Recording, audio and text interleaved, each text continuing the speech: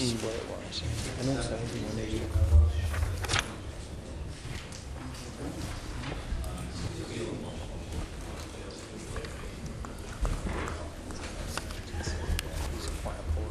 Rick Wakeman with a Welsh village. That's right. Yeah, Village. you just can't make. No. Yeah, their church roof.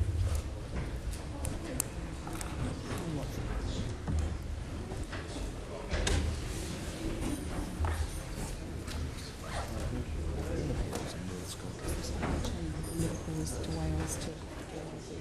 Really? Wow. It's constant. Right. Welcome again to Mr. Donnelly and Mr. Russell, and welcome to Mr. Wall as well, first time with us.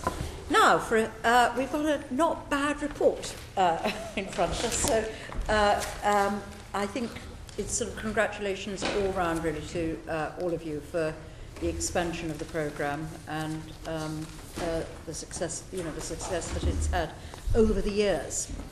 But surprise, surprise, we are going to concentrate on value for money issues this afternoon. So I think there are some issues within the report that I'd quite like to unpick if we can.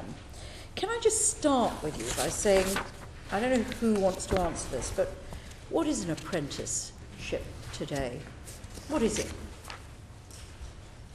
The most important thing about an apprenticeship is that it's a job.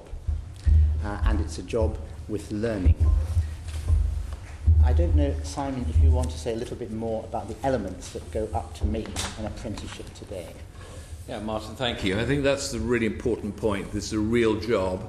This is not a little bit of training and work experience. This is a real job. You're employed, you're paid a wage, but there has to be significant learning and additional learning through the apprenticeship as you acquire new skills. And there are three components, very simply, to it. The first is the MBQ, which is how competent I am at doing that job. The second is a technical certificate, which is the knowledge. It can cover things like equal pay, discrimination, a whole range of knowledge elements to the programme. And the third is something called functional skills, which actually requires you for around 70% of all people doing an apprenticeship to develop their maths and English skills. And so those are the three core components that make it up. If you say, you both said it's a job, and according to the report, in 2007, 50% of apprenticeships were people in work. I don't know what the figure is today. What is it today? It's 97%. No, were in work before they started their apprenticeship. Oh, I see. I don't have that number.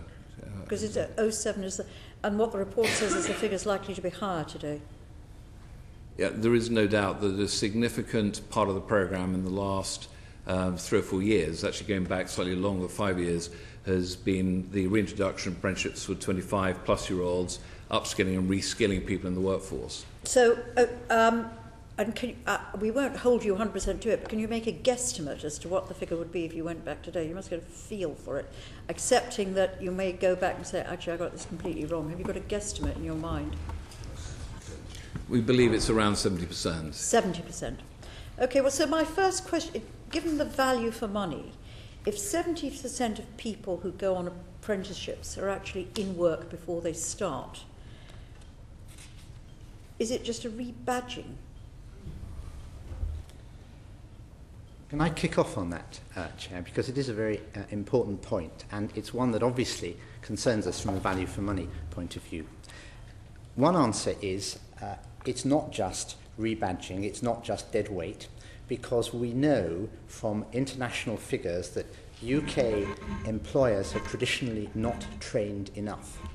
And if we don't intervene, levels of training and levels of intermediate and advanced qualifications remain too low. So that gives us a pretty clear signal that we need to develop our training offer, and that's what we're aiming to do in apprenticeships.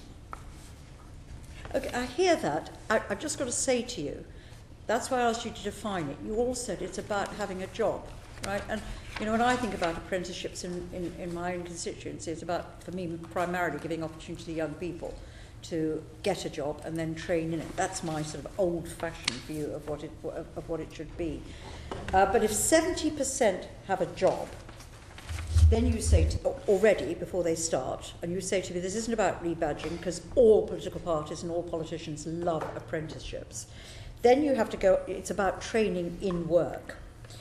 Why is it that 1 in 5, in effect, of apprenticeships lasted for less than 6 months and 3% less than 3 months? What earth sort of training can you get in that context which is of any value in the traditional way of how we would see training increasing qualifications or increasing competences, whatever your qualifications, competences and knowledge? Well, I think, Chair, you've linked very clearly duration of apprenticeships to value for money. And the one thing I'd like to reassure the committee is that we pay significantly reduced rates both for older apprentices who have been reskilling and being upskilled in the workplace. And that is fundamentally, I think, what apprenticeship's about. It's about significantly increasing the skills of the people in this country. Okay, well, let's unpick the 19%. That might help us. How many of that 19% who were in an apprenticeship for less than 6 months, how many were already in work? A significant number. I think the 70% is... Higher? No, my guess would be higher. But I don't know. I mean, I may be wrong, which is why I asked the question. My guess would be higher. Am I wrong? I don't know if people behind you can help. No. We think it's the same.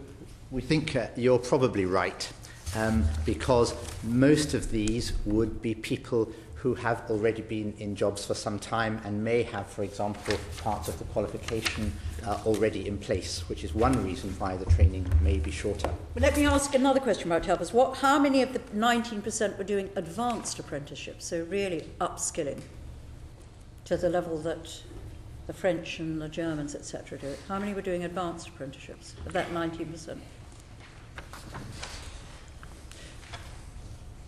That will be a relatively small number, although they've increased. My guess would be none, but... Although they've increased a lot. Huh? My guess would be none. Yeah, I agree. Very low. And can I ask a third question, just to define them? Is what sort of sectors would they be in, primarily? Well, I think there's no doubt the duration has shortened as we have moved apprenticeships into other areas of the economy, such as the service sector, which of course is a very large part. What would they be doing? Waitressing? Yeah, it could be retail, customer service, which is a generic framework across many industry sectors, hospitality, business administration. I mean, I just think in a context where, there's complete unanimity about the importance of apprenticeships, we're stretching the definition. And I think particularly when you look at less than 6 months, you'll stretch. I mean, you might tell me how many of those are over 25, actually, which would be another way. Are they mainly over 25? No, actually, it's pretty much the same across all. And the first thing I would say is we completely share your concern about short duration. And with our partners in the Skills Funding Agency have been investigating all apprenticeships and all providers that have been delivering them in less than 6 months. I don't think it is quite as simple as they're all wrong. This is an employer-led programme, and there are a number of employers that like to hothouse positively, really focused training through a period. If I may, the MOD is a good example. They've written to us very recently saying that some of their soldiers, they're on base 24/7. This is not even that they're there 7-8 hours a day, 5 days a week, and therefore they're concerned about the extension. We've made a decision that all 16 to 18, or the Minister has, will be 12 months and over, absolute fact. Where the duration is shorter than 12 months, we proportionately pay the provider based on the percentage of the length. So from a value for money, I think there is an issue about the brand under these real apprenticeships, but I think there's far less an issue around value for money, because with older apprenticeships who do it in short time, we're paying effectively 35p in the pound that we pay for a 16 to 18-year-old. Let me just ask 2 other questions, because we've all had a letter from the academics. You've presumably seen it, have you, in Southampton, who are sort of I think we tried to get them to give evidence and they couldn't. Alison Fuller and Lorna Unwin. I don't know if you'll probably know their work well. And one of their concerns that they express in that letter is that you defined, you've got to have an NVQ competence level, some knowledge and some functional skills. And they then say that actually, particularly for, and I guess it'll be in this 1 in 5 that do under 6 months, the knowledge element will not involve participation in a recognised off-the-job course. Is that true? Because that's a bit scary. I mean, do you think that's probably widespread? No, absolutely not. I think the framework and the components, particularly the... For most apprentices, the knowledge element, which is your definition, will not involve participation in a recognised off-the-job course. I don't agree with that. The functional... Even in the under 6 months one? No, one of the things we have significantly improved in the last 12 months, the standards around quality of apprenticeships, including the introduction just less than 12 months ago, something called the Specification of Apprenticeship Standards in England, which is SACE, and it says in there that you have to have minimum hours of learning on the technical certificate, and as part of the program, off-site, away from the workstation. We had lots of debates with Lord Layard in the development of this, away from the workstation of a minimum of 280 hours. And if you add up all of the frameworks, actually they come to well over double that amount of time. This is not rebadging of just some vocational training. So these are jobs with people spending significant amounts of time away from the job they are paid to do to learn aspects of their job knowledge which they would never get. I've run some very large companies, I've run big apprenticeship programs. This is anything but a rebadge, because there's nothing. Big companies, American Express, Lloyds Bank, British Gas, the AA, I ran some parts of these businesses. These are very different to anything we would have done internally ourselves, and they are work-related. Well, I'll just do a final thing, then go to Matt, because during Apprenticeship Week, which we had recently, I went to visit some apprentices in my own constituency in a printing business. Which is a really successful, business which has completely sort of repositioned itself and doing really, really well. And when I talked to the apprentices, one of them had been an apprentice for 2 months and had never had any training. And my guess, I haven't got a clue, the training provider got very nervous when I asked that question. And my guess was that the money was going to the business itself was not getting any of the money, not putting any money in, would have probably had those needed those young people anyway to grow the business. But the training provider was getting quite a nice amount of money out of the taxpayers' money. And the young people had not been off-site. Well, Chair, it's very hard for me to comment on one particular apprentice out of the 457,000 started, but all the evidence, which I think is recognised in the NEO report, they make some very strong recommendations, of which we will have completely accepted and intend to do a number of different things in the future.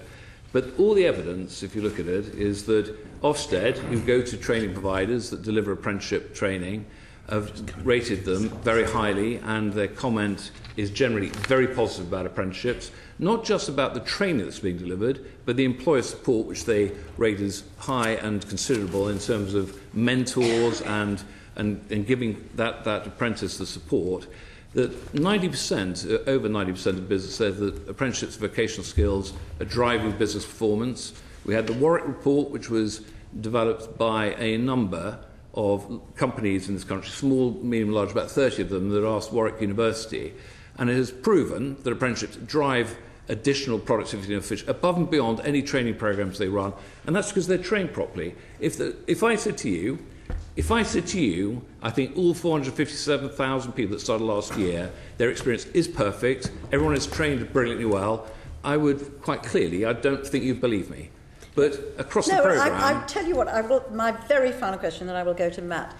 What the report says, and what I would like to know, and I can't quite understand why you don't do it, because we all care about this, the success of this programme. What the report says is you don't actually know how much money gets lost through the system and how much actually gets paid on the training. You don't know how much or we don't know, or the report can't tell us how much BIS takes, how much the agency takes, how much you take. I mean, we've got a lot of intermediaries there, how much the providers take, which was my local experience, how much goes to things like the sector skills councils. There's a whole load of intermediaries in the system that will all slice off a little bit of the money, and we can't tell how much actually in the end is training for the individuals. And I can't quite understand, and it may be a question to Martin Donnelly really, why you haven't done the work which will enable the NAO to report on that, and us in terms of the Value for Money Committee to be satisfied that this great investment is really adding value. Why can't we track where that money goes and how much actually ends up as training for the individual? You're right, Chair, that there's a degree of complexity about the plumbing, and I think your chart on page 12 draws it out quite well. But the important thing for us is that there is clarity about the way the funding moves from my department and from DFE for 16 to 18-year-olds through to Simon and the NAS, who have end-to-end responsibility for delivery, that we know the rates that we pay for the different sorts of apprenticeship. As you say, those are negotiated with the different sector skills councils and other providers. You can't track it in the way, you can't track where's the seepage to all these intermediaries before we get to the individual. Can you? You can't track it. But why the NAO say, I don't know which page, maybe Peter can help us, but the NAO say, it just is, nobody can say, is this value? Because you can't track all that expenditure. Chair, if I may say, I thought the NAO report could not have been clearer about the extraordinary value for money. It's no, just answer that question. They do say that people, what you don't know is whether it's the added value from the apprenticeship. They do say somebody, well, their earnings go up. I accept that. There's an argument about by how much, but they say that. What I'm interested in is the government puts in billion pounds. How much of that goes on actually, why can't we track how much of that is actually spent on training, so that when I go to celebrate apprenticeships in my constituency, which is what I was trying to do, I don't come away thinking, crumbs, who got that money? Well, Jeff may want to comment, but the 1.54 billion goes directly to training providers to deliver training to those people who have been identified on an apprenticeship programme. That's not the question. Well, that's not the answer. The question was, how much goes to the training for the individuals? How much is actually spent on providing training for the individuals? In this instance, this young chap said to me, I've been an apprentice for 2 months, I've never been off-site. I mean, it may be, maybe I landed on a very odd one. Maybe I could ask a question. No, let me just get an answer, Matt, and then I will come to you, I promise you. I think does 100% go? I don't know how much providers would take out of the money that's provided to them for training, for overhead and so on. But you mentioned sex skills councils, they are completely separate from the 1.4 billion. So we do have a very clear understanding of the various agencies and people in the value chain to deliver apprenticeships. They have their own separate budgets. The admin budget for NAS is completely separate. The admin budget is so the 1.4 billion does go out to colleges, training providers. Now, whether they spend 100% of that money on the delivery, and I do think it is incredibly. I can't argue or defend one apprentice out of the 600,000 so we've got in training. I don't know who chose this as a site for me to visit, but it just so happened that's where I went. Yeah. Matt. I wanted to come back on this on 2 points that were raised in that. The first is on figure 8 on page 26. It says that the NAO estimate for advanced apprenticeships is that there's a £21 return to public spending for a £1 expenditure, and on intermediate apprenticeships that the figures are 16 to 1. These figures are very strong. But they're significantly below the department's estimate. Could you just explain that distinction? Can I kick off on that? We have taken a view, based on some academic evidence, that the benefit of an apprenticeship does not just go to the employee, that the company benefits from the increased productivity that comes through this process. And I think the NAO understand and accept that level of reasoning. There is a legitimate issue of uncertainty about how large that benefit is. But apprentices increase the productivity of the businesses into which they go. Because of the skills they acquire during the apprenticeship, yes, in future they will make the business more productive, which is of course one reason why employers want apprenticeships. And is that is that because of external training? It's extraordinary, the thought that the training of the most junior people will increase the productivity of the company to mean that the money that you're spending will go, in terms of advanced apprenticeships, a bit further, and in terms of intermediate apprenticeships, more than twice as far as it would on the narrower definition, if that's what the distinction is, if I understand that correctly. It does depend on how much value you attach to that wider training, making the individual more productive. We are doing some further work, I believe, with Warwick University and a couple of other academic bodies to try and give ourselves more evidence of this. Right. And it's something that we will, of course, publish when we get it. But the anecdotal evidence from employers that these training programs, including at intermediate level, do increase their profitability going forward is strong. And Amos, the NAO by that distinction? This is a. We're not suggesting that the department is doing anything misleading here. We simply didn't think, when we did our report, and you see this in 225, we didn't think that the evidence was strong enough to put a 100% markup on the wage costs. We just thought that was too aggressive based on not very much evidence, and therefore we did put a markup on, but we put a 25% markup on. We thought that was more reasonable.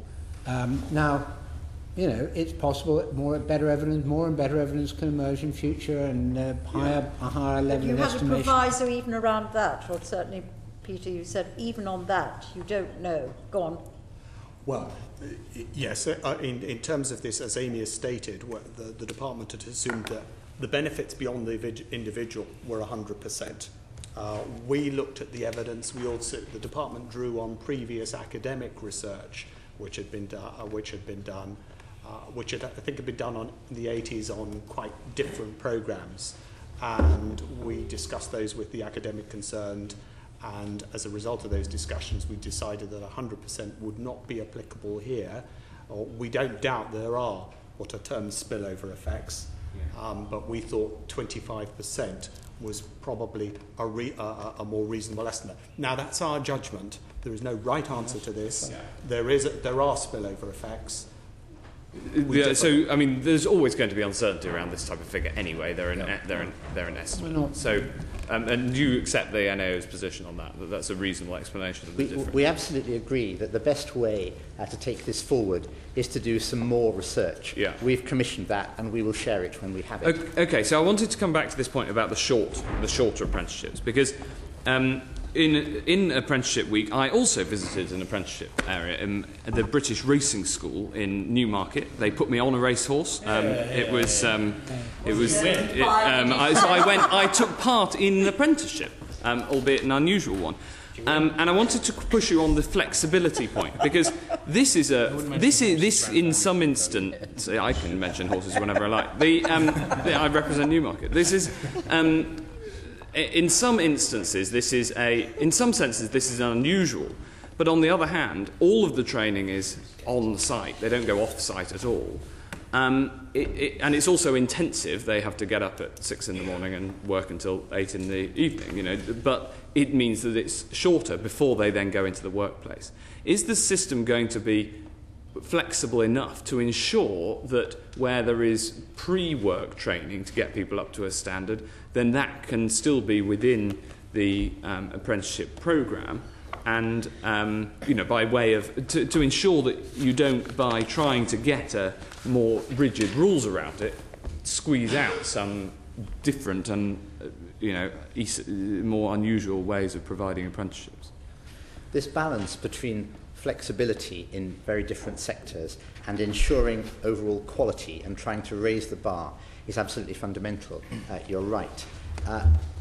We are, I believe, and Simon may want to comment on this, getting this broadly right. It's important we keep an eye on it. It's also important in areas like English and maths, for example, where we are pushing for standards to be applied across all apprenticeships, that we do get that delivery so that people have more transferable skills. Simon. Yeah, I'm not doing very well, really, with the apprenticeship for the chair, and the British Racing School I'm very aware of. I think you've picked it's a good one. What I would describe as a unique or very unusual circumstance, because they're on my radar. They'd be delighted to hear that they're unique. They are. That we have had, I think, long conversations about their model of delivery. They don't like the employment piece and paying a wage, because rather like the apprenticeships in sporting excellence, so Olympic sports, things like swimming don't really have employer bodies, but people want to spend all their lives training. So we've had very long-standing debates with British Racing School. As I said, out of the 4.5 million employers in this country you could have picked, that one is clearly in my mind, was the point that... And so we are trying to be very flexible, because this is an employer-led programme, it's demand-led, exactly. But we have got to apply standards around duration, about what a real apprenticeship is, about how it looks, because if we don't, then we will discredit the programme as a whole. And the question about why I don't care, I'm sorry, I was a businessman. I retired 5 years ago. I came out of retirement to do this because I love apprenticeships. I saw them work in the workplace. I introduced them back into British Gas personally. I had 25,000 people working for me at Centrica. I'm here because I believe in this, and I believe what it does to business and to skills and to people's lives. So we've got to find flexibility to make it work for employers, but not so flexible that we discredit the programme. And British Racing School is one that we're still trying to find a solution to. But I have other apprenticeship employers, obviously, in my constituency, for whom the more structured approach that you've just talked about then is important, and for them ensuring that the money you appropriately ensure that the training happens and that it's of high quality is very important. So what I get the impression that has sometimes been that's an area we want to push more on. That's been lacking. Do you think that what are you doing to make sure that people can have confidence in the training that's provided as part of apprenticeship? It is extremely important. Can I bring in Jeff in terms of managing the contracts for the providers to talk a bit about how we do aim to check that quality of provision is taking place?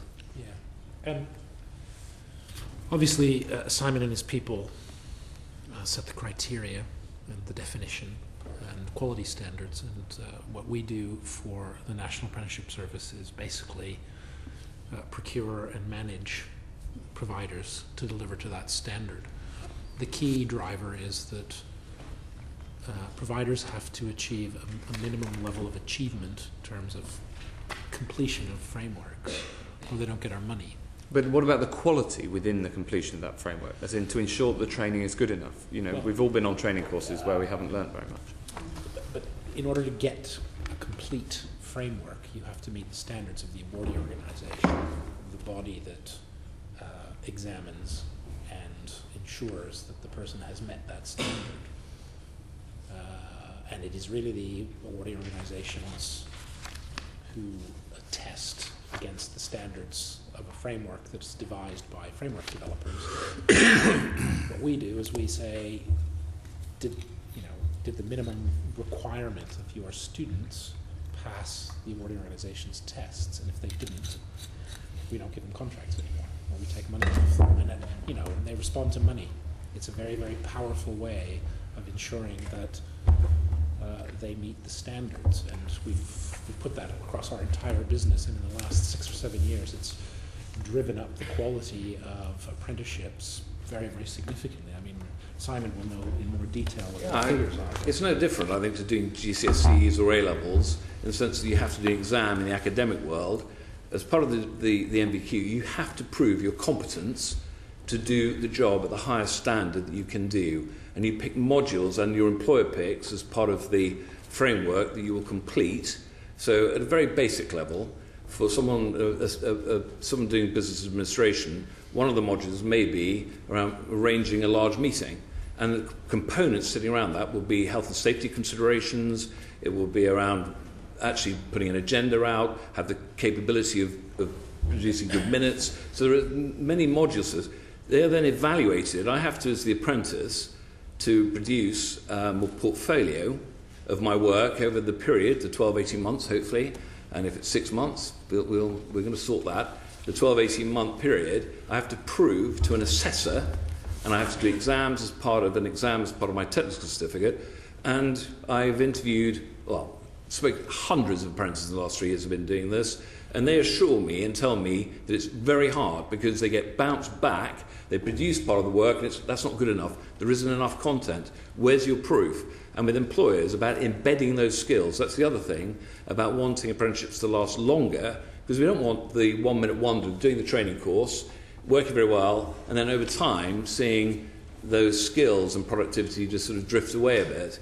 So that's why we have made, or the Minister has, minimum 12 months, 16 to 18, because even if it takes 9 months for someone who can rapidly do it, let's see 3 or 4 months of sustained performance, which may also give you, because you I think, questioned, I'm not going back to the NEO debate and the value for money, I think you can debate, but I again have seen personally that I am utterly convinced that good quality apprenticeships are the definitive way of training and skilling your people.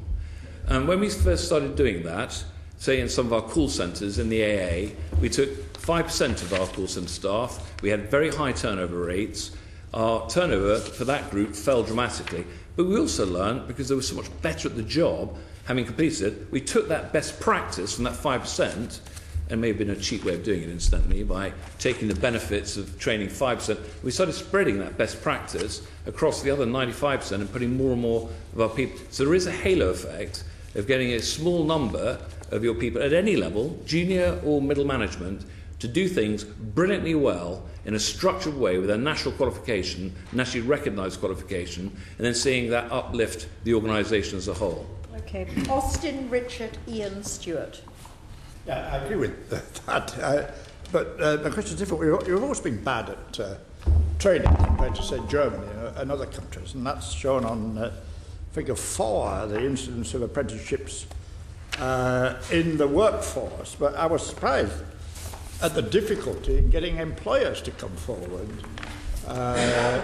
to take apprentices on. And 2.8, which is on page 18, says that the proportion of employers with apprentices in England is only 5% in 2010, whereas in Australia it's 30% and Germany it's 24%.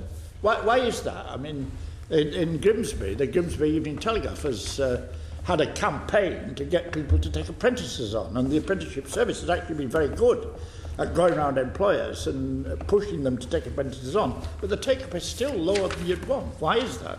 Well, I think there are a lot of reasons. Partly it's cultural. I think that vocational skills, and particularly in engineering and manufacturing, I think has always been recognised and valued more highly in countries like Germany than there are in the UK. The other thing which I think is quite interesting, a few myths around, if I may say this, is that 22% of people in Germany go to university. Here it's 35%. So that 13% of the population, a lot of them do apprenticeships and are made up that additional number. And also I think that we haven't done enough to convince, you have to start with employers. We're going to have millions of people that may want to do an apprenticeship, particularly with youth unemployment where it is now. But if you do not get employers who either want to offer an apprenticeship to a first start time, and also, may I just address the older apprentices, and they're in the workplace, some of the biggest skills issues in this country, which is the legacy for years and years, is in the existing workforce. It isn't just 16 to 18-year-olds. What about the 35-year-old who was let down by the system over the last 15, 20 years of their life? They came out of school with very low literacy and numeracy and very low basic skills. They're condemned to a life of very low-skilled, low-pay work. And going into the workforce, which we have, which I know a lot of people don't like, is fixing that problem, which is absolutely inherent in our existing workforce. So we have a very different culture, different system, different numbers of going, but 6 out of our 10 top frameworks in this country are exactly the same as 6 out of the 10 top ones in Germany, including retail, hospitality, business and customer service. I'll talk about that in a minute, but I mean, I'm glad to hear what we're saying. But is it because employers regard it as a cost rather than an investment? Yeah, they do. It's a big commitment. I think part of the argument is why so few employers, they start with, we already train our people, and actually we don't particularly necessarily want them to have great literacy and numeracy. If I'm asking them to do a very basic job, what difference does it make to me if they can't go home and help their children with homework, or they can't go out and buy a bus ticket properly? As an employer, I may have a social conscience about it, but that's not my problem. So, employers see an apprenticeship as the blue ribbon. It's the belt and braces of training, and it is a real commitment for them. They need to let them go off, assuming they're getting the training chair. They need to let them go off 1 day a week, quite often to a college or a provider, more often than not. They have to have assessors coming into the workplace. They have to allow minimum their apprentices to go off for 280 hours over the period to college and do their homework. And so they do see this as a very onerous and difficult thing to do, but the ones that do it see the light. Good. Well, can I just add? I feel like after that, I really do. Mr. Waugh, I'm sorry. I want to answer a further point that was raised about the training in retail, for instance. Now, many trade unionists who talk to me, and certainly my brother, who was an apprentice operative, regard these as make-work schemes, which don't lead to a job and really aren't much use. And I see that the bulk of the short apprenticeships, which are, I would have thought, too short to be valuable, are in the retail sector. Why is it valuable there? Well, can I say that's not the TEC view. We work incredibly closely with employer bodies. The TEC, Francis O'Grady, who's the Deputy Director General, TEC, talks to us every week. Yeah, but these are people who've gone through a traditional apprenticeship and say you can't do that in retail. Well, I think you can.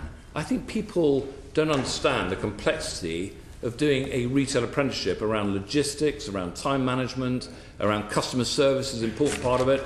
People immediately think, well, pay them the lowest amount of money, they'll stack a few shelves. Where's the content? There is enormous content in retail apprenticeships. Of course, there isn't the content compared to an apprenticeship in advanced manufacturing engineering. That's why we pay £3,000 or £4,000 for a retail apprenticeship and £27,000 for an advanced. So the level of skill and content is built into the rates we pay, which drives value for money. Moving on. Richard, then Ian, then Stuart. Mr. Waugh, you're very, very persuasive about the importance of apprenticeships, and I'm very glad that you're where you are doing what you're doing after many years of having done other things first, because we need more people like you in the public sector. So thank you for that. There is a letter that the chair referred to earlier from the University of Southampton, which it's a paper, a short paper. They probably could have done an apprenticeship course on how to write it more pithily, but anyway, I waded my way through it. When I finally cut to the quick in the last sentence, what they're looking for, this is Professor Alison Fuller and her colleagues, is whether you can provide evidence to show that public money is being spent on quality apprenticeship programs, providing adults with substantial new training or retraining for skilled employment, as opposed to some basic on-the-job training and the accreditation of existing skills. Now, you were very clear that this isn't about rebadging. You mentioned the minimum of 280 hours, although you said I think it was often more than that. Could you perhaps provide the committee with a short note setting out some of that in more detail and why it isn't rebadging, why it's, in other words, an answer to this question? That would be absolutely. That would be very helpful. That would be very... The other thing I would say, I made the point that under just pure work-based learning, you do not have the technical certificate. I think that's critical to it. And the level of competence training, in my experience, is at least double what an employer would do on their own right without an apprenticeship. So I think the additionality is absolutely unequivocal, in my view. And the other thing about good quality apprenticeships, whilst I think the world in general has become fixated by 25 plus apprenticeships. This is only about adult, which I thought was a shame, because a very big success story in this portfolio is the 16 to 18 growth, which we're not here to talk about, but that's grown by nearly 35% in the last 2 years in the most difficult economic environment most of us, well, probably I won't judge you by age, but some of us can remember. And that's a great success story, but it's not even covered in this. We're only looking at adults. I also just point out that the number of starts we've had in, say, retail business administration is 3 times the number we've had in engineering, manufacturing, construction, which may alarm you, but actually we're only spending 70% of the money on those programs versus an engineering and manufacturing.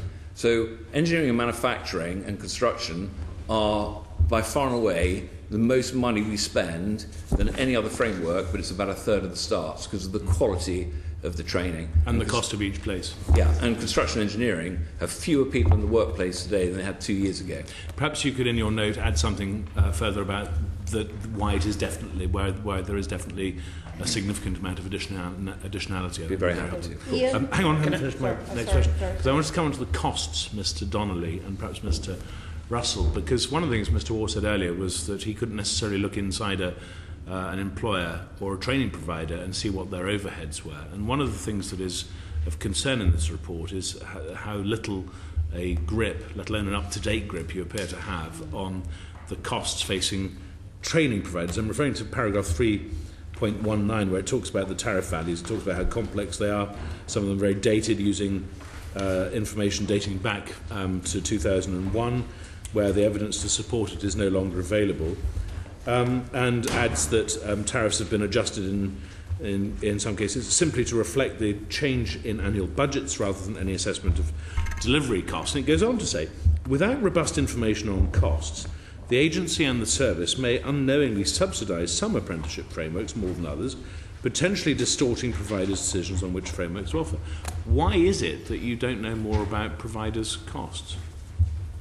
There is a balance to be struck between a very bureaucratic level of intervention into every one of the extremely different sorts of provision and making sure, as you rightly point out, that we provide value for money.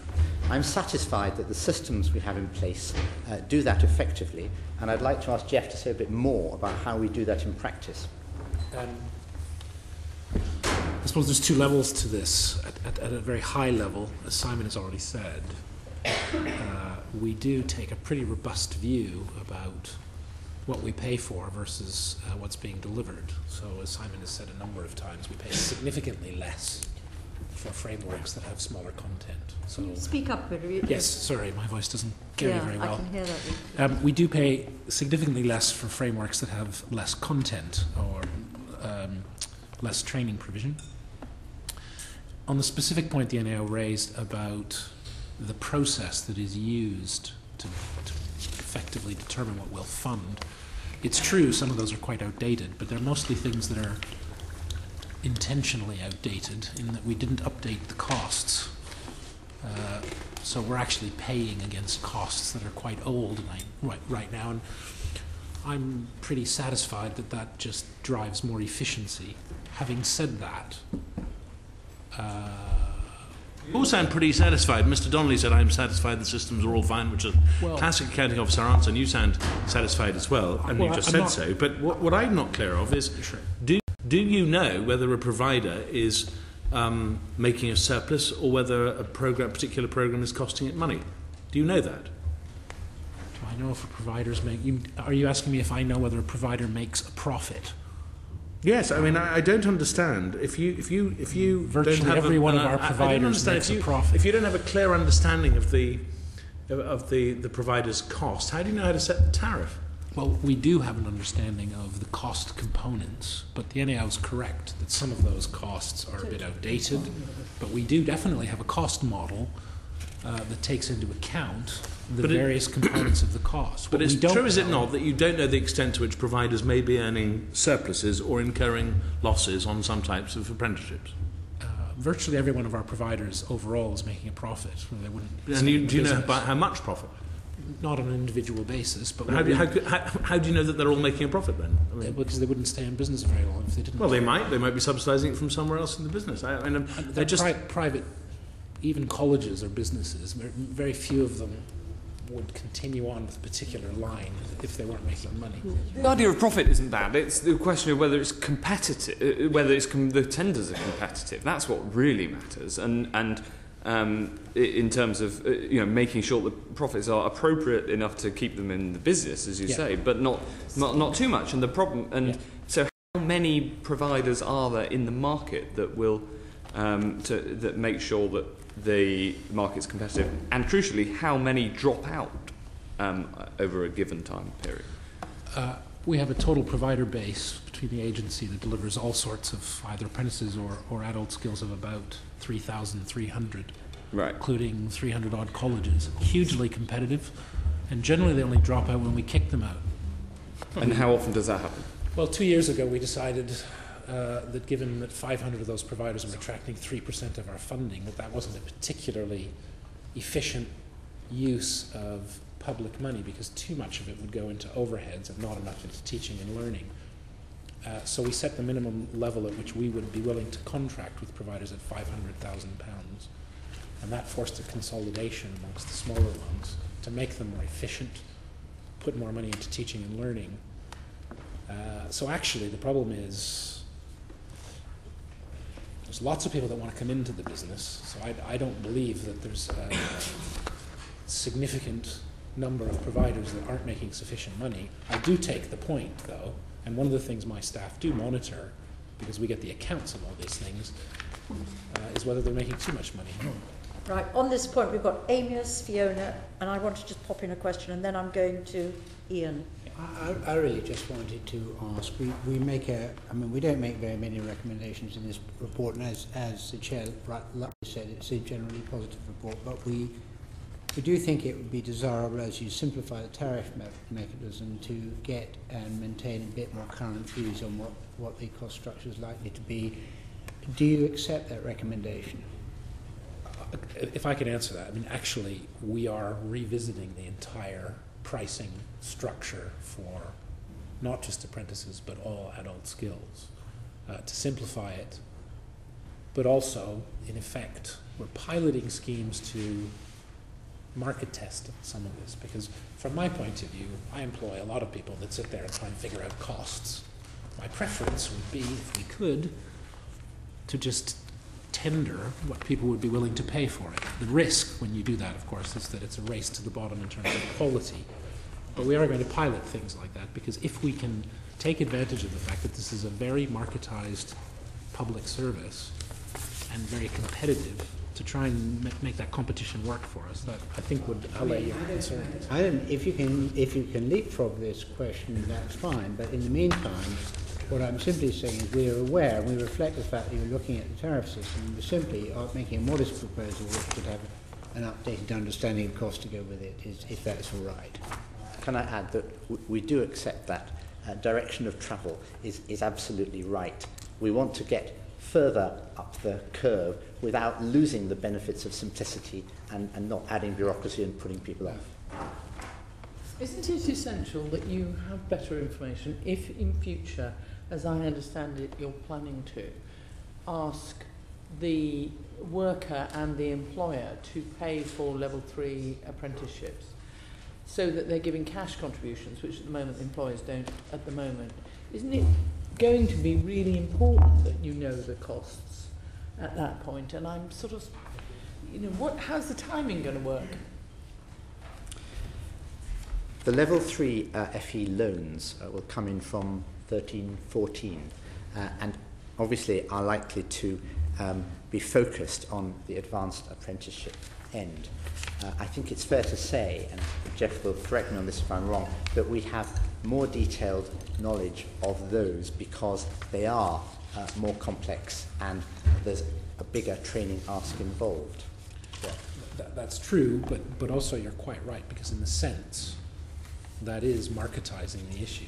If people don't like what they're getting for what they're paying, that framework won't be delivered, and either the costs will come down or that provider will go out of business. So I'm pretty comfortable that is a good way to go. It's just, of course, it only applies to people 23 and over and taking a level 3. There's a huge chunk that's below that, and that's where we need to, and I quite agree with Amy, is we need to make sure that we're as accurate as we can to get the best value for money.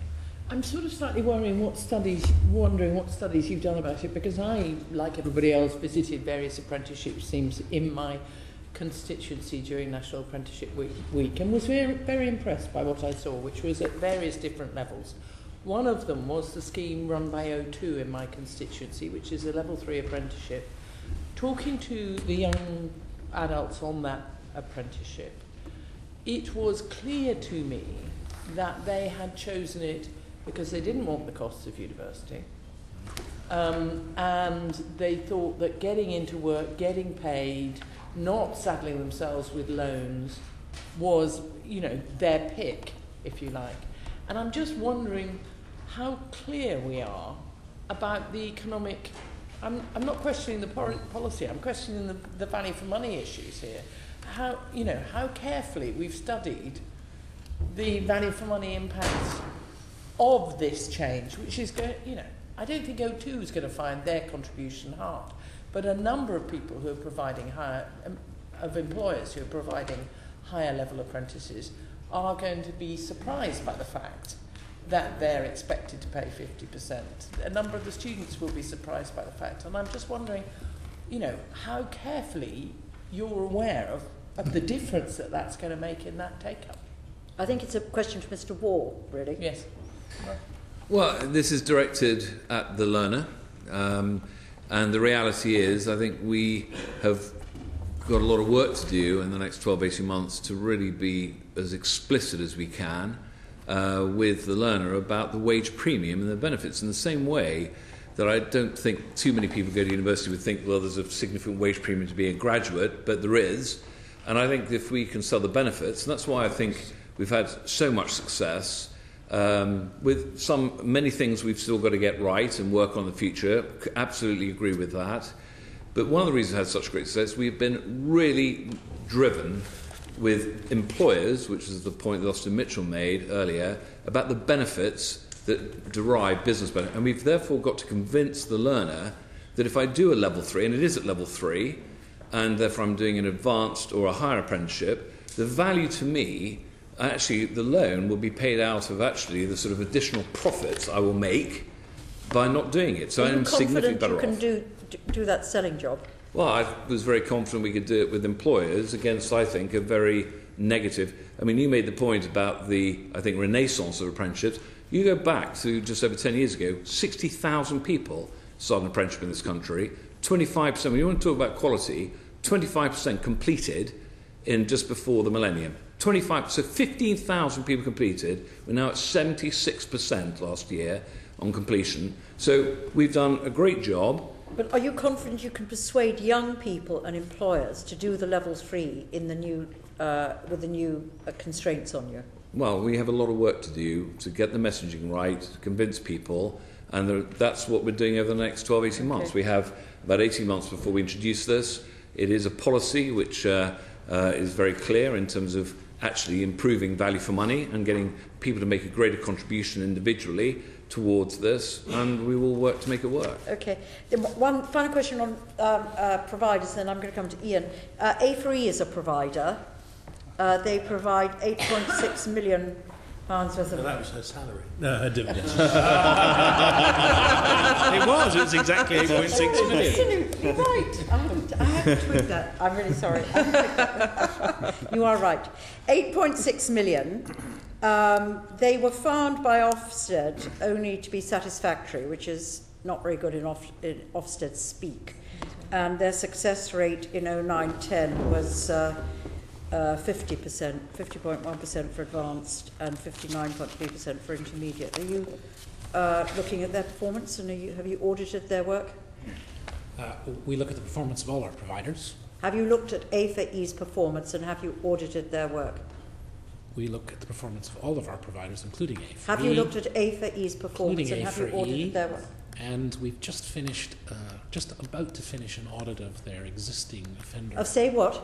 we're just about to finish an audit of their existing offender learning contract, and it is without exception. It's what? It's without exception. There were no exceptions in the audit. Right. Ian. Okay. I'd like to come back to something Mr. Waugh was talking about around manufacturing and engineering. I didn't dare get on a horse in Apprenticeship Week, but I was let loose on some real live machine tools. And so imagine my disappointment. Live machine tools? Real machine tools. Imagine my disappointment seeing the list of from Southampton, in the letter from Southampton, that engineering figures only 8th on the list of apprenticeship areas. And in this list of 13, I can't see any that you would describe as manufacturing. So my question really is, as a Tees Valley MP, I absolutely welcome the work that's been done on the Tees Valley Apprenticeship Programme, and I welcome the work that's being done to keep that going. However, we hear lots of horror stories about manufacturing companies unable to meet orders that they've got. We hear a lot about skill shortages. The government wants to revive manufacturing. That you add on top of that green technology, there's a huge crisis, and I'm just wondering what more you can do to steer this programme in order to help to fill that gap, get more employers involved, more young people involved, and so on. Because I don't think we're anywhere near where we need to be in those key areas.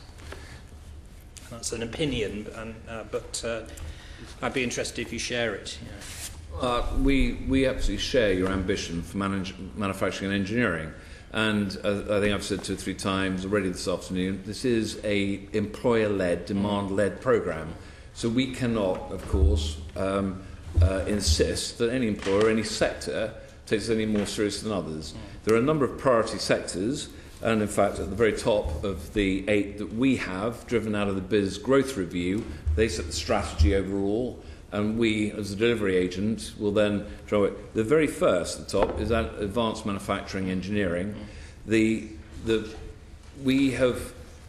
always prioritise these sectors. So in terms of funding, we have not, to my knowledge, unless I'm about to be corrected, I don't believe once we have turned around to anybody in the manufacturing and engineering sector said either we haven't got the money or we don't agree with the framework. So we are doing everything we can across these priority sectors, but all to say that skills are vital to the economy of this country. And they have to then decide, and I would say that we have very significant numbers as a proportion of people in the workforce, because obviously manufacturing and engineering, as I said, has declined in the last 2-3 years in terms of the number of people employed in those sectors. As a percentage, they are still very high up. They may not have the numbers that work in retail, but of course, because we have 2 or 3 million people working in the retail sector. So when you say we have specific marketing is that, can I answer that question around what we're doing? That's really what I was, if I can just build on, I'm very pleased at your answer, because my next question was going to be, are you budget constrained in providing these more expensive apprenticeships? And I think you've answered that. That you're categorically, not. Absolutely not. So the real question is, and as I say, looking at the great work the Tees Valley Apprenticeship Programme has done in this area, how much more can you do to, if you like, help to meet the government's aspirations to lift those sectors higher up the list in terms of what people want to do and the proportion of employers who are offering apprenticeships, because it's not satisfactory at the moment. I think from a strategic point of view, let alone from a sort of tactical and young people point of view, nationally we've got a problem. Yeah. So what else can you do? Well, I don't mean to be complacent. I actually don't think we can do much more. And on the basis of saying that is we were founded NAS bang on 3 years ago, but actually became operational at the end of that year. So I think we've been operational for 2.5 years. We are, and I'm sorry to be cliched, we're on a journey. I think there is an enormous amount that we're putting behind these priority sectors, including manufacturing, engineering. We focus our sales force. We have about 120, 130 people out there who visit employers. We are focusing very heavily on these priorities, including manufacturing and engineering. We have bought lists in marketing terms, so we mail to these, particularly manufacturing and engineering, saying, if you have skills needs, come and talk to us. There is government support to upskill and bring new people into your workforce. We are really active. I and my colleagues from National spend more time disproportionately in these sectors than any others. I don't spend time with retailers in hospitality. We go to these sectors which have higher value for money, which was another recommendation from the NAO about focusing where we get better value, and strategically at an economic level and nationally where Biz has said this is where new jobs can be created in the future. So I think we're doing an enormous amount. Have we fixed it? No. But we're getting there. Well, that's good. Can I just move on to, and I'm talking about manufacturing and engineering, into training providers, because again, I know my own area, that would range from further education colleges who do lots of good work in certain areas, but it also runs into group training, what's the buzzwords, group training? Associations, that's it. And there are 2 or 3 very good ones, one in my constituency called TTE. They provide fantastic training on industrial scale equipment, and clearly this doesn't come cheap. You know, if you've got giant boilers, or in one case a piece of an oil rig and so on. Are you satisfied that training providers like that will continue to be able to offer the kind of quality that they can, and not somehow get priced out of the market by the exercise that Mr. Russell referred to a few minutes ago, and you used yourself the expression "race to the bottom," which I think in areas, those specialist areas, would be a disastrous way forward. Can you satisfy us that you're going to maintain quality, particularly in those type of areas, as a result of the exercise you're undertaking? Well, if you would like, I'd be happy to address that. As Simon said, there is no lack of funding for any of these things. I mean, we spend about 1/3 of the adult skills budget on apprentices. Providers are free to deliver what they want. If they wanted to spend half of it on apprentices, they could. It's the issue of driving demand, and as Simon has described, for more complex frameworks, there's clearly more money involved. But I think what's important, and in both your questions, it's important to recognize that employers have a role to play, both in recognizing the importance of training, but also working with providers to provide the sort of equipment you talked about. I've seen some fantastic examples of a partnership between colleges, training organizations, and employers or groups of employers, where they effectively build a mock training facility. The employer donates equipment. They develop together the right qualification. Some of it's my money, some of it's Peter Launer's money, but some of it's employer money too. And I hear exactly what you say, but I also think that what we've got to do is try and wean employers off the concept that it's government's job. Sure. So I think you and others need to play a role. And last one, because remind my members, we've got to do the National Audit Office expenditure. All right, last one then is simply about feedback. You talked about employers. The report says only 73% of people would actually recommend their training provider. So in addition to all the auditing and inspection you do, what role does feedback have in your assessment of value for money? When we move to FE loans, it's going to be 100% important, because people have money in their pocket. And if they're not persuaded by the experience they're going to get and the outcome they're going to get, they're going to buy somewhere else, which is powerful. We're about to launch the National Careers Service in a couple of months that will provide learners and potential learners with much, much more information, sort of TripAdvisor information, Ofsted results, destination data. Because to make the market work better, we need to have informed consumers. So that's very much on our agenda. The employers? Equally, employers they'll have their employees able to access information, advice, and guidance. And of course, for apprentices, Simon's people are knocking on the doors. Providers are knocking on the doors, because the majority of apprentices are actually sourced as well as delivered by providers, because they have an incentive to. Okay, Stuart. Thank you. The Chair and Mr Bacon have made reference to the letter from the Professor at the University of Southampton, and I don't want to sort of overemphasise this issue, and I know you may be encumbered by not having it, but a suggestion is you might want to respond to some of the things that have been said, because actually it seems to me there's a qualitative and a quantitative issue here. Quantitatively, you've done well in driving up the numbers, and qualitatively, you've done well in terms of the quality of training. But there does seem to be an issue about, I think, this 19% intermediate apprenticeships, particularly if you bear in mind what they say in their paragraph on page 3 about knowledge element and training in functional skills. No written test will be required. Reference to training in key and financial skills suggests an apprentice will be continuing to improve their literacy and numeracy in most level 2 apprenticeship frameworks. However, the apprentice is only required to achieve functional skills at level 1. Now, you've resisted the accusation that there's rebadging, but I think you perhaps need to consider this as an issue. That's the first suggestion.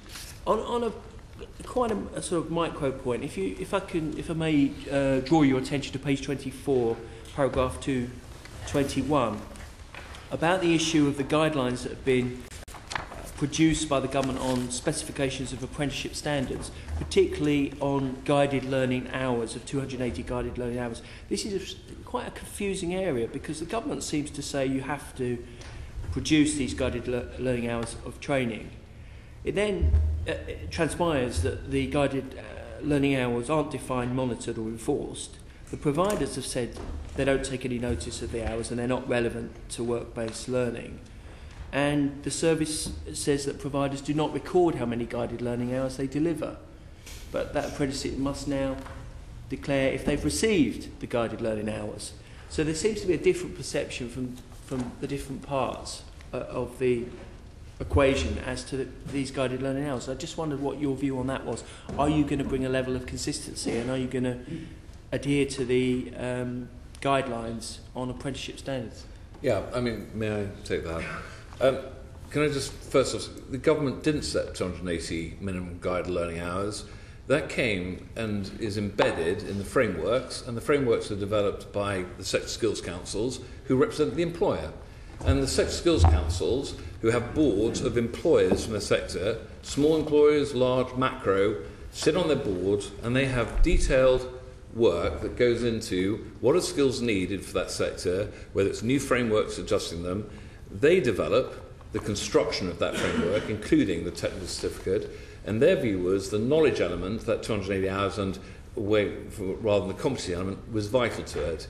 So all the time with this, where we have to have a sort of a backstop in terms of self-regulation, is the employer. If they're not getting the level of training, I mean, I think the employer would be horrified that they're allowing, well, this person to do an apprenticeship in your constituency chair, and there's no added value of training. So one of the things we're doing to address this is we are running a pilot in the next few years where around £250 million will go directly to employers of all sizes who will take the money, and they have to justify in terms of quality what they're doing, but they will then use that money to go out and buy. Because one of the issues around whether this is theoretical and people really need to be off the job and so on, is the reality is employers construct frameworks. The SSCs do that on their behalf with their sign-off. Can I just interrupt you there? Yeah.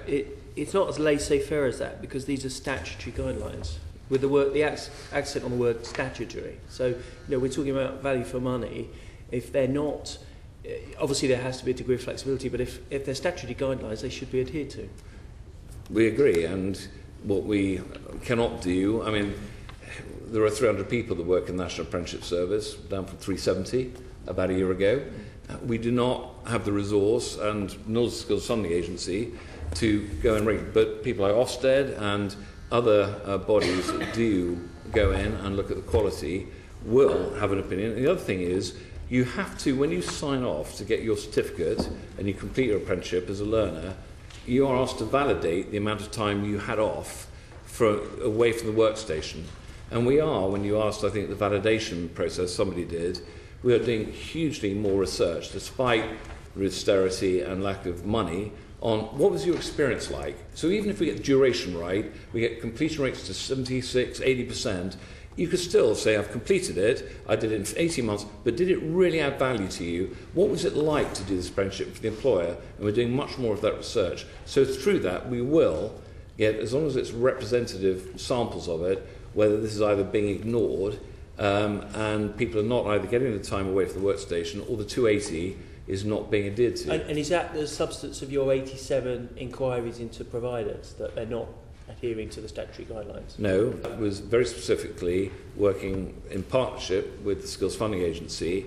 When we looked at all apprenticeship programmes running less than 6 months, there were 87 of the 1,100 or so, there's some contractors sitting behind that, who were delivering short duration. And we've gone in and we've assessed, and are in the process, we're about half of the way through, detailed investigations. And I'm not defending short duration. I don't want anybody to think that I'm sitting here trying to say short duration is good. It is not, but it is much more complex than the media and other commentators looked at. We found in the armed services, people, and they have a huge apprenticeship programme in the armed services. They go off and fight in Afghanistan or go into theatre, and they interrupt their apprenticeship, come back, finish it off 6 months later. That's right. No, but that is about 15% of short duration. We also have people that leave the work for maternity leave reasons, having children, come back from maternity leave, and also people being made redundant halfway through, starting another job, but then the provider, fortunately, doesn't say, oh, well, let's start it again and take 100% of the money. They say they've actually finished half of it, we'll finish the other half for half the money. So a proportion of short duration is for very good reason. Sorry. May I just follow up on this very point? You mentioned 15% for the armed forces and people being made redundant and so on. What you just said prompted a thought. Fortunately, you said the provider doesn't go back to the start and take all the money. Would you know if they did? Yeah, definitely. We do, because when they record the length of the period and their assessment of prior learning and so on, we review it. And certainly in this 87, part of the learnings we've had is some providers, which is NAS responsibility, and I take responsibility for this. I don't think we made it clear enough to Skills Funding Agency and providers, the guided learning hours, on the job. Bearing in mind, I know we're not here to talk about 16 to 18-year-olds, but 2 years ago, 20% of all 16 to 18-year-olds were called programme-led. They did it entirely in the college. There was no employer in sight.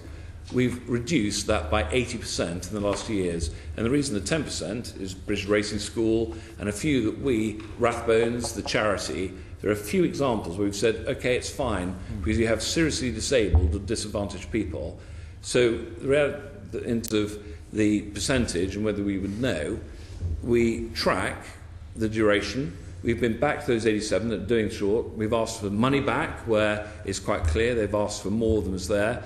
We perhaps were not clear enough to the system and to the Skills Funding Agency about some of the quality rules that we've brought in the last 12 months, SACE and other things. And I think we've learned some lessons through that we must be clearer not only with employers and learners about the fees that are coming, but with providers about what is really expected of them. And it's up to us in NAS to define that clearly, the Skills Funding Agency, who then communicate that to providers. So a lot of the 87, there's only one out of that 87 has gone into investigation, i.e. we think there's deliberate fraud, taking public money they shouldn't. The vast how many, sorry? One out of the 87. Right. Oh, we're halfway through, actually. So we've done about 40 so far, so one of the 40. The others were, sorry guys. Which one was that? I wouldn't have access. Happily, I don't know. Well, we can tell you. Why happily? Well, it would be a bit tricky, I think. It makes us unhappy when there's fraud. But there is. So how long will it be before you've done the other 47? Well, this is now hand to Jeff. They're running this on our behalf. Within a month or two. Within a month or two. And the reason I'd rather not say who it is because it's an investigation and people aren't guilty until the investigation's over. Mr. Russell, you mentioned this phrase "without exception," I think specifically in relation to A for E. I was just looking at the definition of "without exception," which I think is an American accounting term. I take it means the definition I found was it means you performed a procedure and did not find any errors. I mean, are we basically saying there was no impropriety and no irregularity? That's what we're talking about, is it? What I said was, Avery has one of our existing offender learning contracts. We regularly audit our providers. We haven't finished, but we're most of the way through one of our standard audits of Avery in terms of their offender learning, and there are no findings from that audit that would merit any action on our part. Right. I was just trying to get to the understanding of the phrase "without exception." What I want to be clear about is that it's not a performance audit. It's not a piece of performance audit term. Perhaps the NAO can help me with this. I mean, I'm just trying to draw the distinction between audit in the sense of the procedures that were followed and audit in the sense of performance or value for money audit. Without exception is not a performance or value for money audit term, is it? It's a funding audit because we employ a small army of people. Yes. That go So it's not. It's about the essentially use of public. I don't want to use a pejorative term like hand in the till, but it's essentially it's about the fact that you did not find in the audit that you did impropriety or irregularity in what you audited. That's NAO. Am I understanding this correctly? So it's not a term of art that's used in relation to quality or performance. Is that correct also?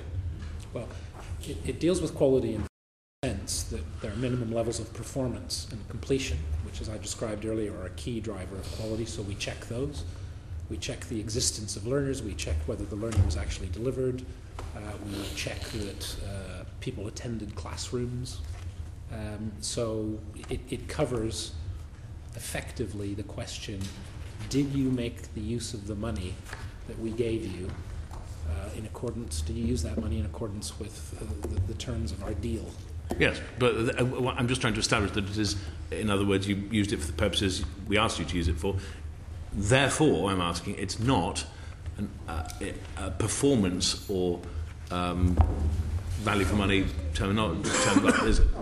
It's not a comment on the quality. I wouldn't expect it to be, and it's not. No, okay, I just understand. That's all I want to establish. The words "without exception" is just a phrase, I think. I mean, what it simply means, normally you give an audit report, you say, if you're qualifying an audit report, what you say is this is a true and fair view, with the exception of, and whatever that may be. And you're simply, I think, Jeff, loosely adapting that phrase. Yes, indeed. I'm sorry to labour this point, because actually what I want to move on to, which is to me much more interesting, is the quality. And Mr. Wall was talking about the work that is ongoing now to establish more about how was it for you and what was the experience really like. One of the things the report says is that 73% of apprentices would recommend their training provider. So evidently 27% wouldn't. Are you happy with that figure? I think it's by 35 years of being in customer-facing environments, I would say that is a good figure. What you don't know, and I'm not playing games, is how many of that 27% said no opinion. There is a big chunk, any in research, where people say, would I want to recommend? I don't know. Well, 67% were very or extremely satisfied, while 90% considered that the training was meeting their needs. Is it just a case of you're not going to please all the people all the time, or does that indicate that actually there is significant room for improvement? One thing is for sure, we will never please all the people all the time. Absolutely right. I think these are pretty good positive numbers. I think the fact that 90% rate their training is effective, 86% of businesses saying it drives their performance, I think is really outstanding, actually, compared to most satisfaction surveys I've ever seen in my working life, both in the private and the public sector. Okay, Meg, Fiona, Jackie. Well, as everyone's sharing their experience of National Apprenticeship Week, I should say that my specialism in my area is that we have 3 training restaurants. One is 15, Jamie Oliver does his stuff there. One is the HoC Apprentice, which is a social enterprise, and one run by Hackney Community College, which I had the chance to go and visit. And I also met some other apprentices at Groundwork with some government ministers there as well. So what came out of that was that some of those apprentices, of different ages, didn't know that they would have a job at the end of their apprenticeship. So do you do an audit to see, you've been going 3 years, how many apprentices at the end of their apprenticeship beyond that are perhaps in their job 2 or 3 years later? Do you have any, or if you haven't done that, do you have any plans to do that? We don't have 2 to 3 years later. Our estimates from some of the surveys we do is that 90% continue in a job. I think the point about some of those stats is there is no one that I know of in the workforce that is guaranteed work going forward, and unfortunately apprentices are subject to redundancy as other parts of the workforce. Our experience actually is that apprenticeships have been protected quite often by businesses because they know they've got a aging workforce, that in the next 10, 15 years, anything up to 30-40% of the workforce will retire. So the vast majority, and it's a difficult question to answer because these are jobs. So actually, it always worries me when people say, I hope to get a job at the end of it, so, but you're getting paid a salary, you are an employee of this company. Where we have had instances, which we're working on in some circumstances, is employers on a 12, 18-month contract, and that happens in the public sector, well, both public and private. Local authorities on it, where they've had headcount freezes, and what they hope to do is as people leave the local authority, once that person's completed, they can slot them in to that long-term vacancy that's been created by movement in their workforce. But that doesn't always happen if they don't get. And of course, with unemployment with the level we have, the number of people that are resigning and moving into other jobs, people are holding on to the jobs they've got. But over 90%, we believe, remain in employment post the apprenticeship, and we've got to do something about the 10% because it should be a continuous stream. Okay, yes, I was struck earlier by what you were saying about the halo effect, and it seems to me that actually a good, properly trained apprentice is probably worth holding on to. Now, the other thing, the Hackney Community College is very good in this respect. It's got a number of apprenticeship schemes, including one around Silicon Valley and Tech City. It aims to have 5% of its workforce as apprentices, and I think the report reflects that that's the general issue. I think that's a good starting point, but where would you want to see the percentage of apprenticeships that businesses take? Would you want to have a figure set? No, I've just come back to, we have got to make clear, starting off with employers first, the incredible benefits to their business, the transformational benefits of employing apprentices. Employers have then got to make their own mind up about whether that's a route and a methodology they want to implement in their businesses. And therefore, we can't be prescriptive. I think that the fact that I think we're getting quite close now to apprentices in learning today, to the number of people that are in higher education in this country for the first time, probably for a generation. So I think we're readdressing the balance by doing the right thing, by convincing employers and at the same time in convincing learners that this is a fantastic alternative route. It's not the only route, it's not the best, but some people should go to university, some people should go into other routes. This is a fantastic pathway for people who are practical, know what they want to do, but want to have the definitive skills which build the foundation for the rest of their working lives. So, no, we won't be prescriptive, it's demand-led, but I think we're getting to the point where a tipping point, I hate that phrase, a tipping point where actually we're getting so much of the message out, there's so much dialogue now, even this forum, the NEO report, the Biz Select Committee, where apprenticeships are back. You couldn't have said that 10 years ago. So I think that's a good start. Perhaps I can address to Mr. Donnelly the issue of, if you look at the value for money, from Mr. Wall paints a very positive picture, and the report's not bad in that respect, about the impact of apprenticeships on the wider economy. Do you, or is Biz Planning as a department, to look at that compared with those people who've been graduates? So looking at how long people stay in jobs and therefore the long-term impact on taxation income and benefit reduction spend by government. Is that anything that government is looking at? Because I guess it would fall into Biz if it were happening. You're right that the overall skills mix in the economy is something that concerns us. We're still sufficiently clear that the gap for Britain, especially at intermediate, but also at advanced skills level, is so great that it must be right to go on narrowing it.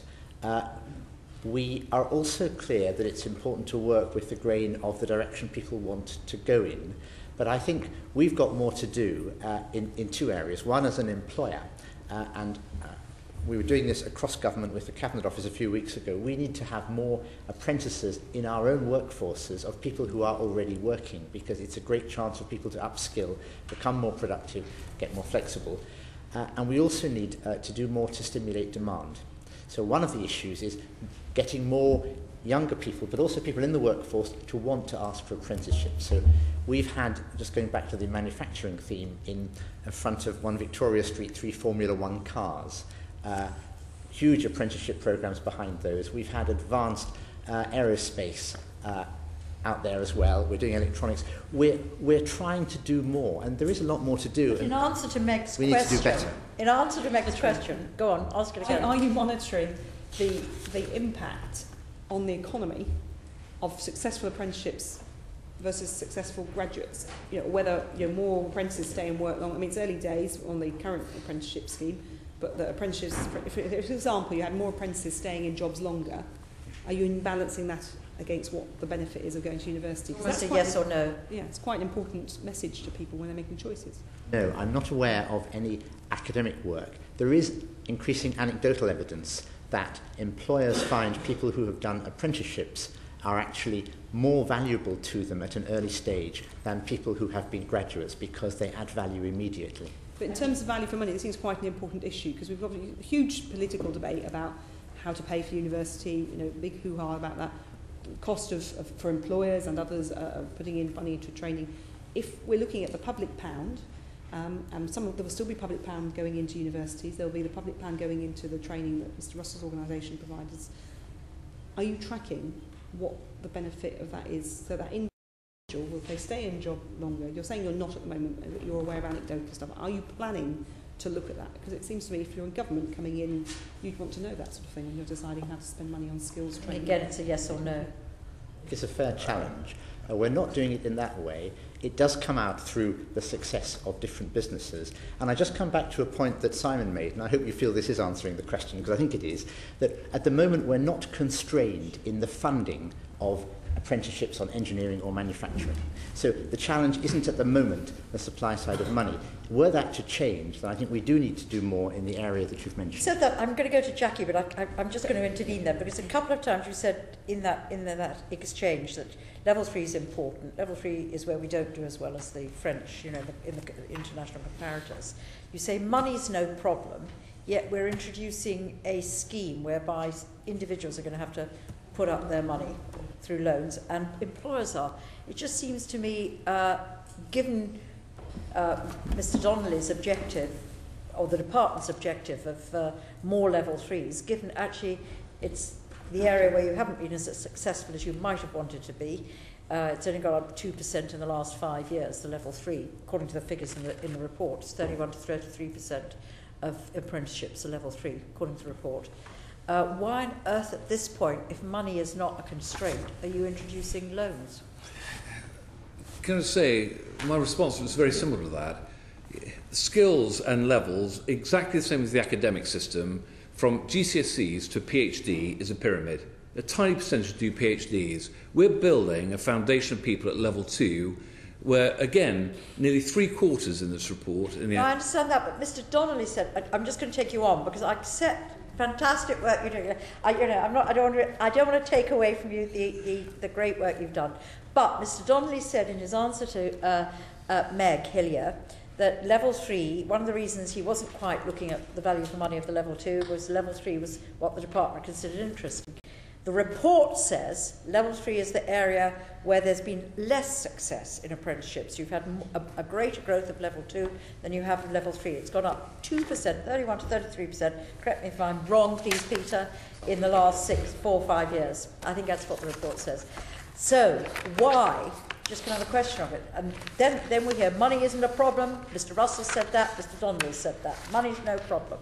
Why, with that ambition and without the financial constraints that are facing other areas of government, are we at this time introducing loans which must put off, I can tell you from my constituents, some individuals from going down the apprenticeship route and could well put off some employers? Why? It's a value for money issue, because I think this government is taking a view that says we should rebalance who is responsible for skilling as between employers, government, and individual. And I accept, and I think everyone who is in the sector accepts there's some risks around this, and as Simon said, there's work to do. But broadly, if we in the sector believe that this is beneficial to employers and individuals, then I think the view is we should start shifting more of the responsibility for paying that to the people who benefit from it, much the same way as HE. It just brings me back to the point, if young people in Hackney who are doing incredibly well now at the school level decide at 18 they have a choice between a level 3 apprenticeship and university, if they're making that judgment about where they spend their money or their loan or whatever, they will want to know what the likely outcome is of that. So if there's no analysis being done, then how can they judge that? And then that has an impact on value for money for the tax pound as well. Can I distinguish the macro and the micro level? On the micro level, there is the issue about feedback from what happens to people on courses, and there will be more detailed information about that, because our system is focused on getting individuals to choose what works best for them. Now, there's a separate issue about how all that works out for the whole economy, which we have to watch, but we are consciously working to a policy which aims to empower individuals. The other side, I think it's worth briefly adding, on the high-level apprenticeships, particularly in manufacturing, is increasing the supply. How do we get more companies to do that? And the one other area I just briefly mentioned is the effort Simon and team are making to get more small firms to offer. It's a very funny definition of empower, making individuals pay. I find that so really odd. Chair, I just think it would be.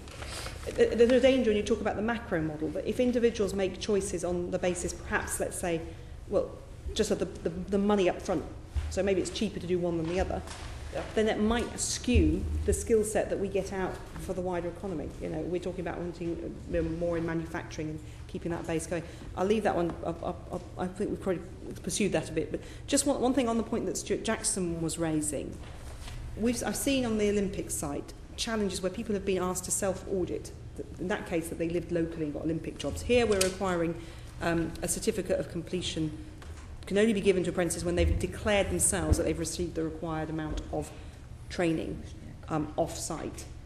Do you do any auditing of that to make sure that there's no pressure on that apprentice to sign something that they shouldn't have signed? Because if they don't sign it, they won't get the completion, that their employer is helping, is colluding with them in doing something on the cheap. We don't audit it. I don't know how we would. All I can tell you is we work incredibly closely with the TUC and the unions. There is something called Union Learn that we work very closely with. They tell us every single day, well, not literally, but every week, where they think there are issues around the learner. And the other thing is that actually the learner is probably really beholden, if I can put it that way, to their employer, not to a training provider. They can't apply pressure, and actually the employer will be incredibly upset if their person they've allowed to go off one day a week. So there is some sense in terms of triangulation of that, which works pretty powerfully. Jackie. Thank you. You've emphasised throughout this the employer-led aspects of this programme, but obviously there's a strategic objective here in terms of upskilling the workforce, which has undermined our competitiveness in the past by being too low. Now, some of the sectors where I think there is room for growth are sectors which have been traditionally characterised by self-employment. And, think about the trades involved in construction, but also the growing emerging industries such as creative industries, where, again, self-employment is going to be increasing the pattern. How will people who will ultimately be self-employed be able to access the skills via apprenticeships? Is there any thought given to that? Plenty of thought. I don't think we have a great answer yet. It is something we're working on.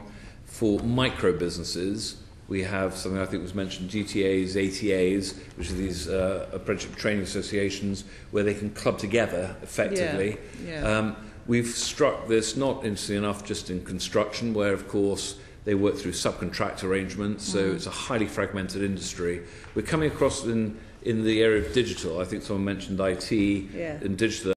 Of course, a lot of web designers are self-employed, but what we're working through is actually finding, for example, Microsoft would be a very good example, and IBM, that use self-employed contractors. They're actually working through their supply chain. So I don't think we've really cracked it yet, but we are really working hard to find ways of ensuring that significant parts of the workforce are not excluded from apprenticeships. And that's the flexibility we need, but at the same time we need sort of the employment bit. So it's a really good question, and we're working on. I think we have found part of the solution.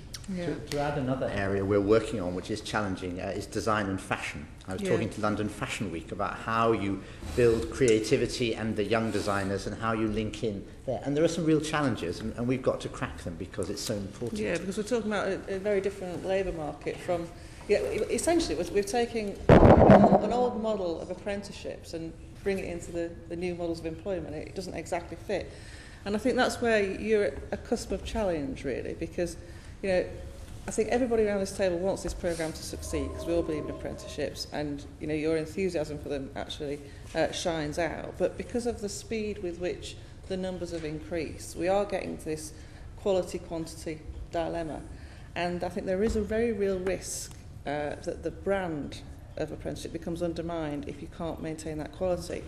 And already some employers have said to me, and these are employers who have delivered traditional apprenticeships, who've never left this marketplace.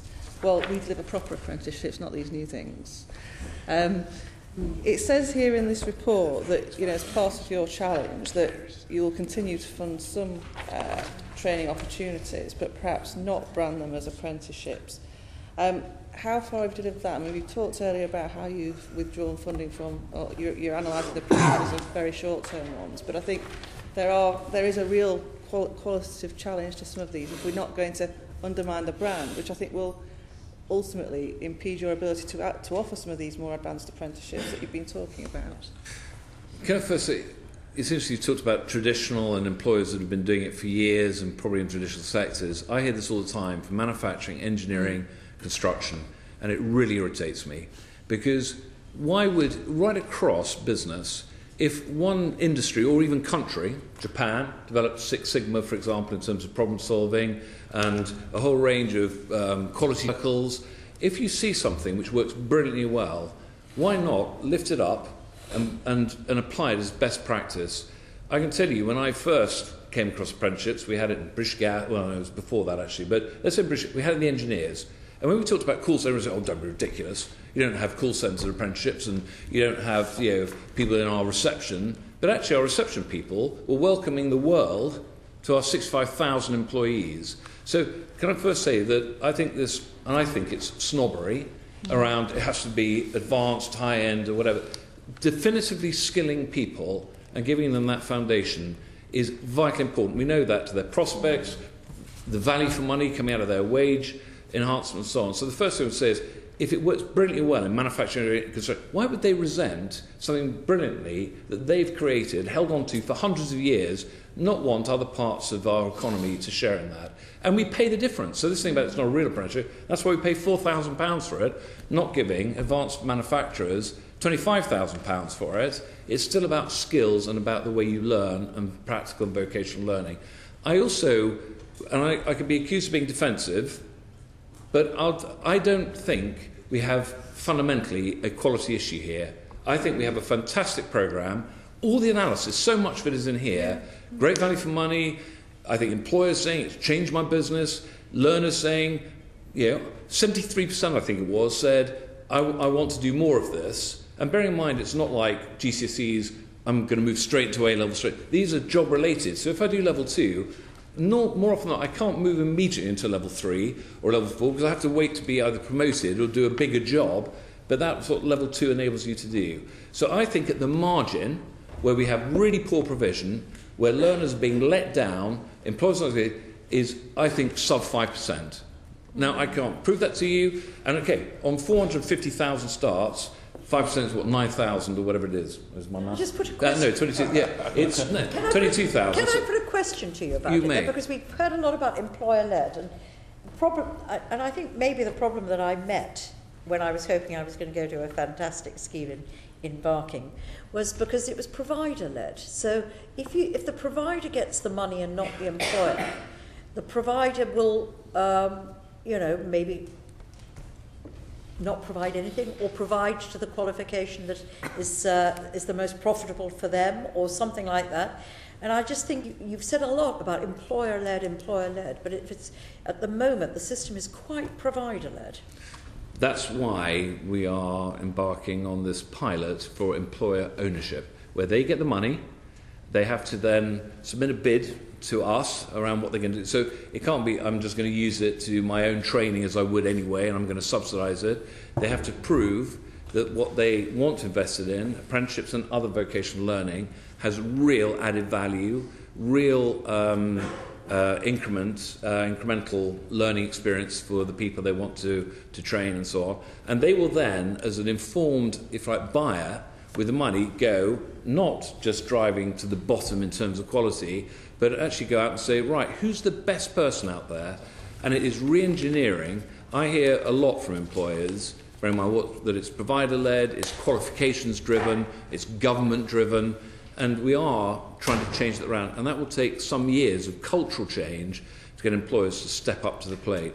Okay, Jackie, and then Richard wants to... Just coming back to this issue about traditional apprenticeships versus modern ones, I think actually there's an issue of quality within sectors. It comes out between sectors, if you like. But you mentioned specifically retail, and obviously there's been a big growth in retail. And I can think of, for example, the apprenticeship system that Morrison offers, which I think is excellent.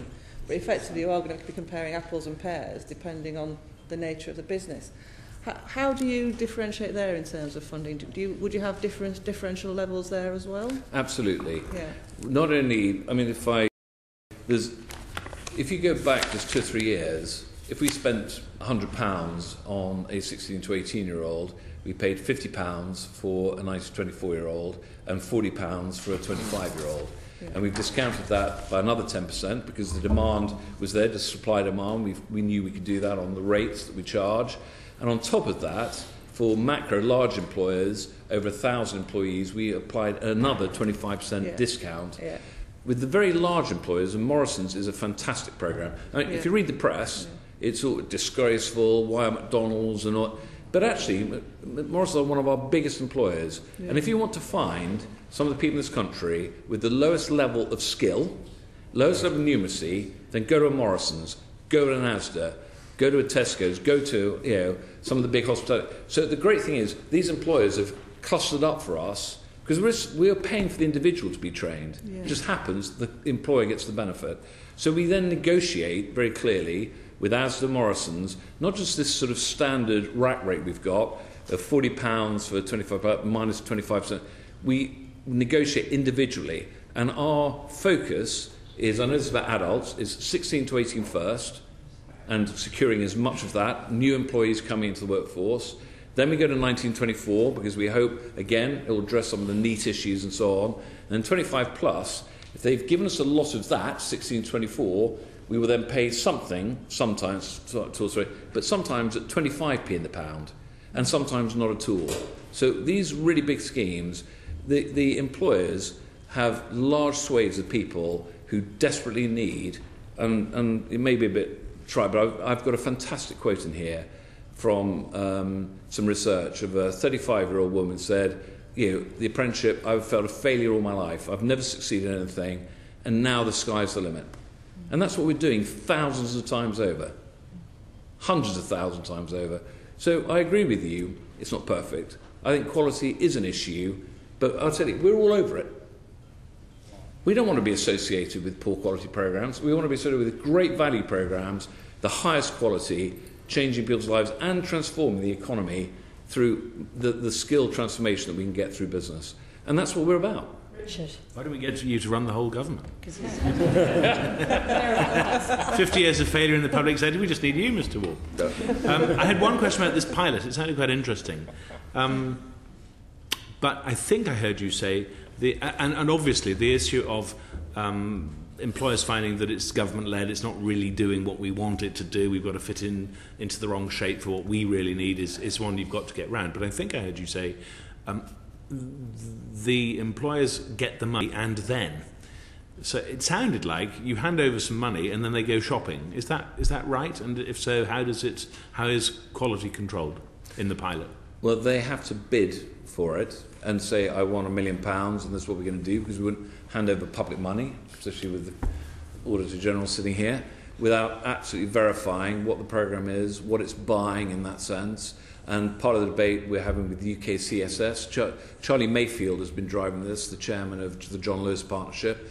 It's something that the Commission, Skills Commission, feel very strongly about, and we're supporting as Skills Funding Agency and the department, supporting it. So we want to make sure exactly what they want, and then they will go and find either a provider or actually construct it. They may have to go out and find a different group of different providers Because, interesting enough, David Way, who's the Chief Operating Officer of NAS, we were at Siemens 6 months ago, and they said, we need medical technologists and engineers.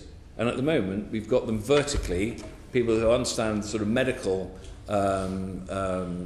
science and engineers, but actually we need people that can do both. So what we'll be looking at is how do we create hybrid across different sectors. So it really is about the employers really designing the skills they need for the future and then the provision that sits behind it. And they will then go out and, with our help, secure that and procure it, and then we will monitor those programs once they're launched. Okay, two very final quick questions to Mr. Donnelly. One is, why do we need both the Skill Funding Agency and the Apprenticeship Service? Why do you need both? Fair question, and we are clarifying the relationship going forward between them.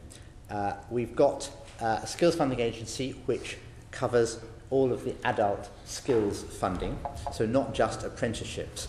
Within that, purchasing of the services for what Simon provides is an important service and draws on the skills that we already have.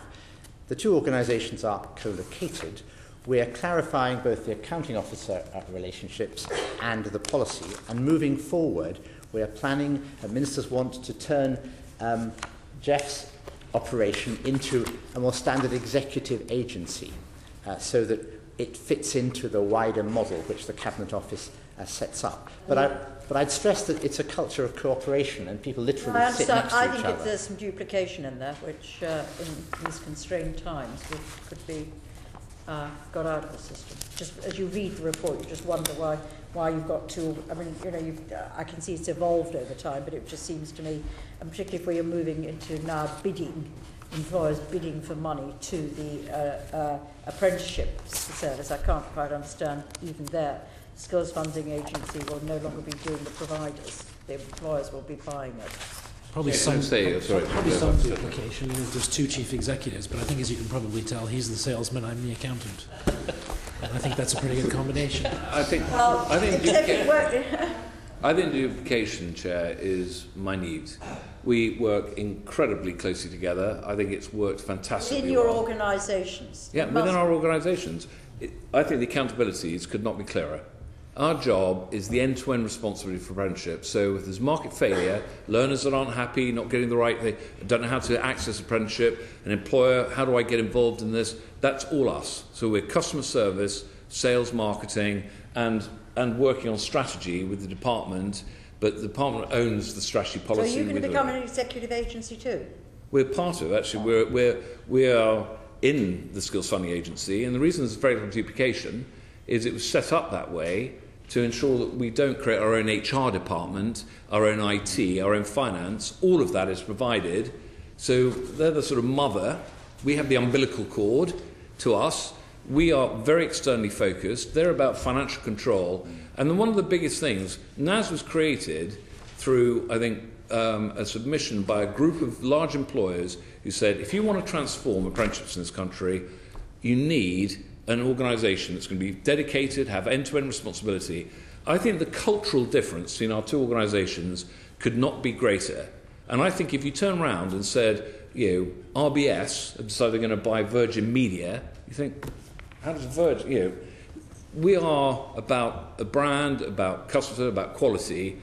These guys are about quality and so on. But the culture about financial control, I mean, if you're like, he's the banker, in a positive way, he's the banker. I don't get a bonus. We're Virgin. The culture is very different. Okay. So what's Mr. Donnelly for? to keep us under control. Which he does very Mr. well. Donnelly, both these gentlemen are leaving, so when are you having their replace? Are you in? Is there going to be a gap? Just tell us your plans. This is sad, but being managed. We will have interim appointments in both jobs as we work towards developing the executive agency model, which is designed to keep all the best parts of the system, which Simon has fluently outlined. So we've got an appointment process going for Simon, in fact, over the coming days, and for Jeff underway as well. It will be a challenge to find replacements of the same standard. We will They will try. be interims. Did you? I think I heard you say the word Yes, interim. that's right. And that your will department give has us- some recent form on interims, does it not, with Mr. Lester and his contract where he was paid gross to a personal services company. Can we be sure this will not be happening with any of these folk that you're looking for now? I can reassure you that all of the procedures will be fully followed. Oh, Yes. That's not the answer to my question. It is the answer to your question, yes. Yes, I understand the point. Well, it said in Coriolanus, I think, 400 years ago, proceed by the procedure. But what we're looking for is to make sure that that there isn't some sort of... They'll pay their PAYE. Yes, definitely. And if I could just briefly say, I do, on behalf of colleagues here and all the staff, appreciate the comment you made at the beginning. There's a huge motivation to deliver here. We do want to go on doing even better, and the comments that you've made and the work that you do with apprenticeships is tremendously helpful to do that. Well, thank you very much indeed, and thank you for the very good evidence session. Thank you. Thank Now you. I've got to keep my members here, please. Committee Room 16, sound. Committee Room 16.